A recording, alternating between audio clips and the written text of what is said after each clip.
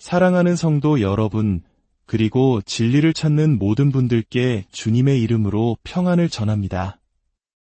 오늘 우리가 함께 나눌 이 말씀이 여러분의 마음에 깊은 위로와 소망이 되기를 기도합니다. 만약 이 이야기가 여러분의 영혼에 작은 울림을 준다면 공유하기를 통해 이 은혜를 주변의 다른 이들에게도 흘려보내 주십시오. 여러분의 나눔이 곧 하나님의 사랑을 전하는 귀한 통로가 될 것입니다. 말씀을 시작하기에 앞서 이 음성을 듣는 모든 분들의 삶과 가정 위에 우리 주 예수 그리스도의 은혜와 평강이 가득하기를 축복합니다. 예수께서 말씀하셨습니다. 나는 생명의 떡이니 내게 오는 자는 결코 줄이지 아니할 터이요 나를 믿는 자는 영원히 목마르지 아니하리라. 나는 세상의 빛이니 나를 따르는 자는 어둠에 다니지 아니하고 생명의 빛을 얻으리라. 내가 진실로 진실로 너희에게 말하노니 나는 양의 문이라. 나는 선한 목자라. 선한 목자는 양들을 위하여 목숨을 버리거니와 나는 부활이요 생명이니 나를 믿는 자는 죽어도 살겠고 무릇 살아서 나를 믿는 자는 영원히 죽지 아니하리라. 내가 곧 길이요 진리요 생명이니 나로 말미암지 않고는 아버지께로 올 자가 없느니라. 나는 참포도나무여 내 아버지는 농부라. 나는 살아있는 자라. 내가 전에 죽었었노라. 볼지어다 이제 세세토록 살아있어 사망과 음부의 열쇠를 가졌노니 살아있는 모든 것은 예수 그리스도로부터 왔습니다. 모든 것은 그분에 관한 이야기입니다. 이 성경 전체가 바로 그분에 대한 기록입니다. 그리고 저와 여러분은 바로 그분을 알기 위해 창조되었습니다. 주 예수 그리스도를 안다는 것은 곧 그분을 사랑하게 됨을 의미합니다. 주 예수 그리스도를 진실로 알면서 그를 사랑하지 않을 수는 없습니다. 그분은 유일무이한 분이시며 바로 생명 그 자체이십니다. 그분은 모든 하나님의 자녀들 심장의 고동소리입니다. 왜냐하면 그분이야말로 영원히 살아계신 분이기 때문입니다. 공동묘지는 참으로 기묘한 공간입니다. 이상하게도 나이가 들어갈수록 그곳을 찾는 일이 점점 더 잦아지는 것 같습니다. 저는 장례식에 참석하여 관을 운구하거나 묘지 앞에 설 때마다 예수 그리스도를 깊이 생각하게 됩니다. 묘지에 가면 보통 슬픔에 잠긴 가족들이 있습니다. 먼저 떠난 남편이나 아내를 그리워하며 눈물 흘리는 이들, 자식을 가슴에 묻고 비통해하는 부모님, 혹은 부모를 잃은 슬픔에 잠긴 자녀들이 있습니다.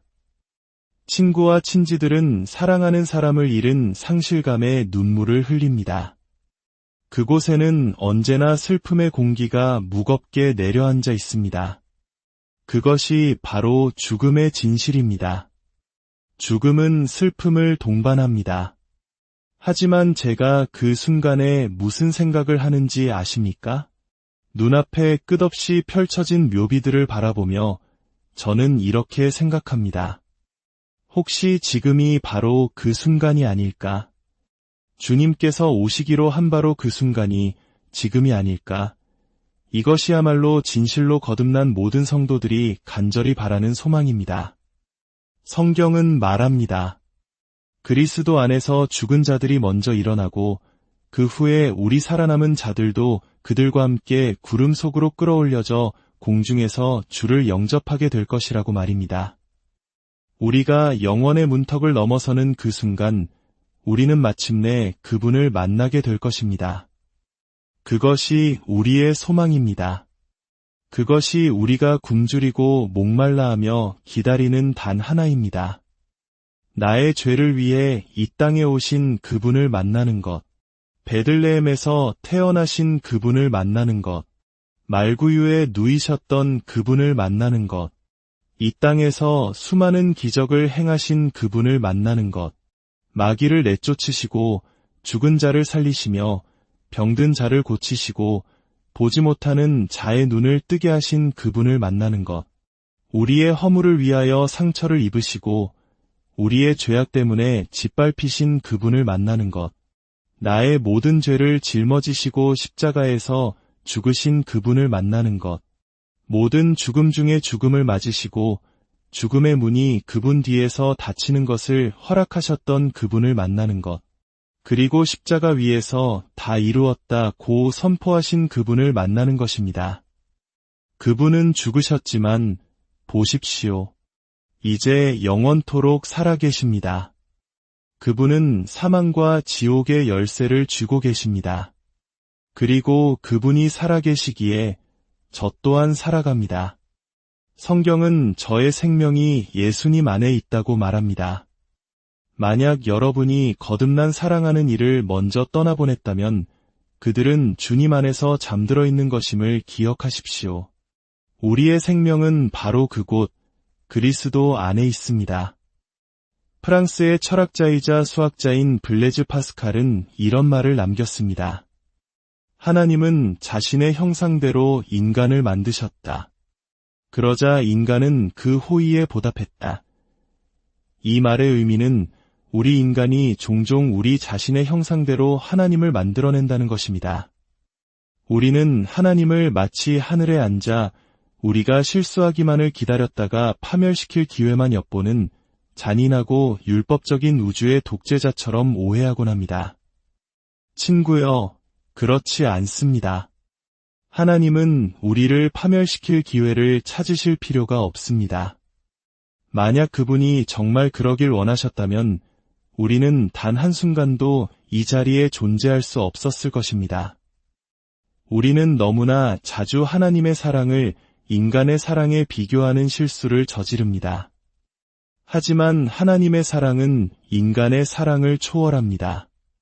하나님의 사랑을 인간의 사랑과 비교하지 마십시오. 인간의 사랑은 유한하며 쉽게 변합니다. 저는 한때 서로 죽고 못 살 것처럼 사랑하여 결혼을 약속했던 두 사람이 불과 1년 뒤에는 서로를 증오하는 모습을 보기도 했습니다. 그것은 하나님의 사랑이 아닙니다. 하나님의 사랑은 영원한 사랑입니다. 그것은 세대에서 세대로, 영원에서 영원으로 이어지는 사랑입니다. 상상할 수 있겠습니까? 이 우주에서 가장 강력한 존재가 바로 당신을 주목하고 있다는 사실을 말입니다. 만물이 그분으로 말미암아 유지되고 있는데 그분이 바로 당신에게 관심을 갖고 계십니다. 모든 것의 시작점이 되시는 하나님, 이 우주의 주관자, 모든 것을 단 하나의 오차도 없이 운행하시는 그분이 바로 당신에게 깊은 관심을 가지고 계십니다. 전능하신 주님께서 당신을 눈동자처럼 지키시며 당신을 아시고 당신을 사랑하십니다. 그뿐만이 아닙니다. 하나님의 아들께서는 당신을 너무나 사랑하셔서 당신을 위해 자기 자신을 내어주셨습니다. 그리고 성령님께서는 당신을 너무나 사랑하셔서 당신 안에 거하시며 당신이 결코 혼자가 아님을 알게 하십니다. 당신이 이토록 사랑받고 있다는 사실을 깨달을 때 어떤 기분이 드십니까? 한 옛 찬송가의 가사가 떠오릅니다. 하나님과 내가 함께 있는 한 나는 그의 것이요 그는 나의 것이라.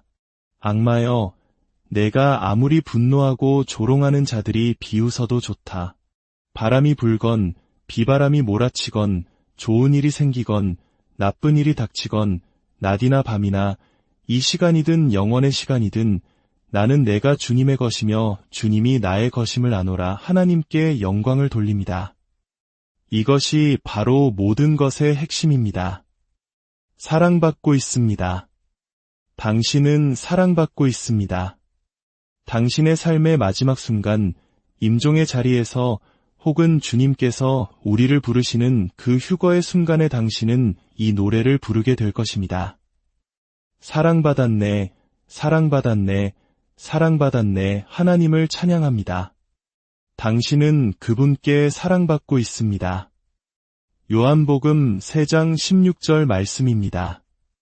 하나님이 세상을 이처럼 사랑하사 독생자를 주셨으니 이는 그를 믿는 자마다 멸망하지 않고 영생을 얻게 하려 하심이라. 당신이 이토록 사랑받는 존재라는 사실을 알게 될 때 어떤 기분이 드십니까? 당신은 당신을 온전히 아시는 하나님께 사랑받고 있습니다. 많은 사람들이 당신을 사랑한다고 말할 수 있습니다. 하지만 그들이 당신의 결점과 불완전함으로 가득한 벌거벗은 진짜 당신의 모습을 보기 시작하는 순간 그들의 사랑은 식어버릴지도 모릅니다. 하지만 하나님은 다르십니다. 하나님은 당신에 대한 모든 것을 알고 계십니다.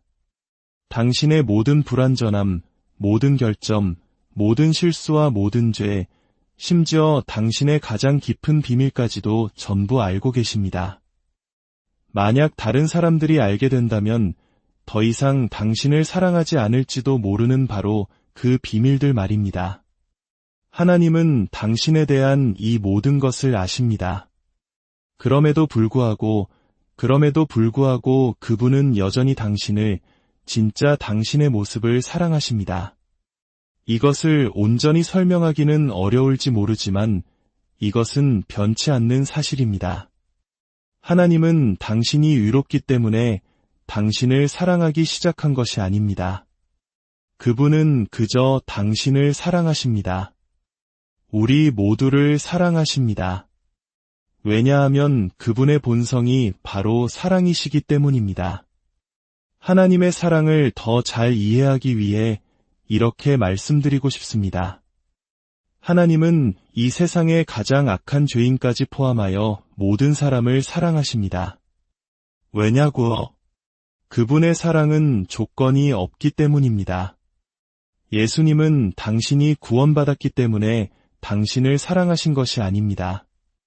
당신이 구원받기 전부터 당신을 사랑하셨고 당신이 구원받기를 원하시기에 지금도 사랑하고 계십니다. 제가 죄를 정당화하려는 것일까요? 결코 아닙니다. 예수님은 죄인을 사랑하시지만 죄는 미워하십니다.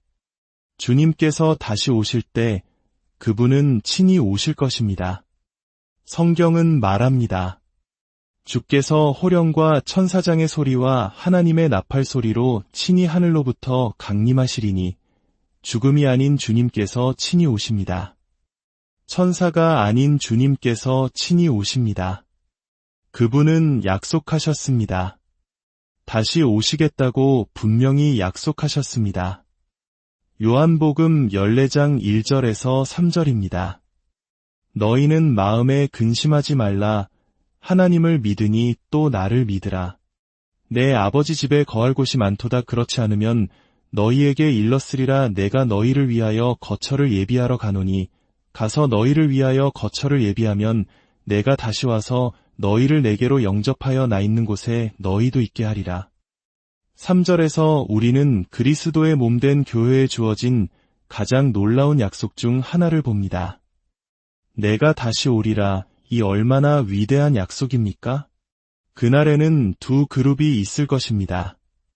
그리스도 안에서 죽은 자들과 그리스도 안에서 살아있는 자들입니다. 그리고 그리스도 안에서 죽은 자들이 먼저 일어날 것입니다. 그 후 살아남은 우리도 그들과 함께 들림 받을 것입니다. 예수님 안에서 잠든 성도들이 먼저 일어날 것입니다. 이것은 악한 죽은 자들에 대한 이야기가 아닙니다. 이 구절은 의로운 죽은 자들, 주님 안에서 죽은 경건한 사람들, 100년 전, 200년 전, 혹은 1000년 전에 살았던 모든 성도들을 말하는 것입니다. 그리스도 예수 안에서 잠든 모든 성도들이 휴거되어 들림 받을 것입니다.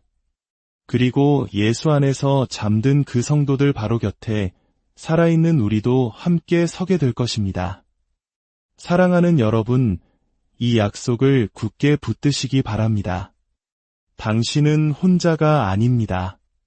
당신은 영원토록 변치 않는 사랑을 받고 있습니다. 오늘 하루도 그 흔들리지 않는 사랑 안에서 참된 안식과 평안을 누리시기를 기도합니다.